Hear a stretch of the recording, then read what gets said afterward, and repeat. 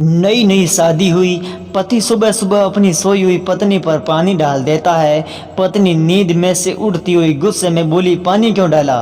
पति बोला, तेरे बाप ने बोला था कि दामाजी मेरी बेटी फूल की कली है, उसे मुरझाने मत देना, इसलिए। बहू बरामदे में बैठे ससुर के पास खाली चाय का कप लेने गई तो कप लेने के लिए जैसे ही झुकी तो पाद निकल गया। बहू शर्म के मारे बिना कप उठाए वापस जाने लगी। ससुर ने आवाज लगाई, बहू यहाँ कुछ काम था कि सिर्फ पादने आई थी? पत्नी बोली, हेलो कहाँ हो? पति बोला, याद है पिछली दीपावली पर हम एक ज्वेलरी की दुकान में गए थे जहां तुम्हें एक हार भी पसंद आ गया था। पत्नी बोली, हाँ याद आया। पति बोला, और उस समय मेरे पास इतने पैसे नहीं थे। पत्नी खुशी से, हाँ हाँ याद है। पति बोला, और फिर मैंने कहा था कि ये हार एक दिन मैं तुम्हें लेकर दूंगा।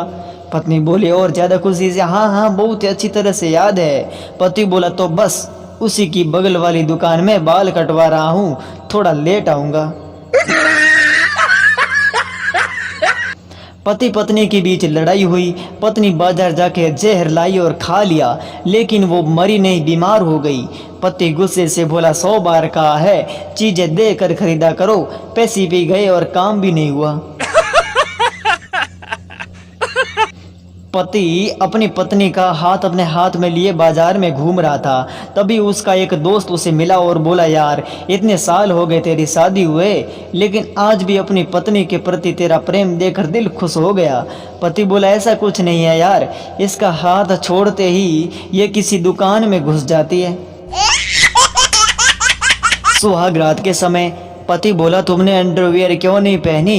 पत्नी बोली, क्योंकि मैंने अपनी मम्मी से वादा किया था कि मैं किसी के सामने अंडरवियर नहीं उतारूंगी।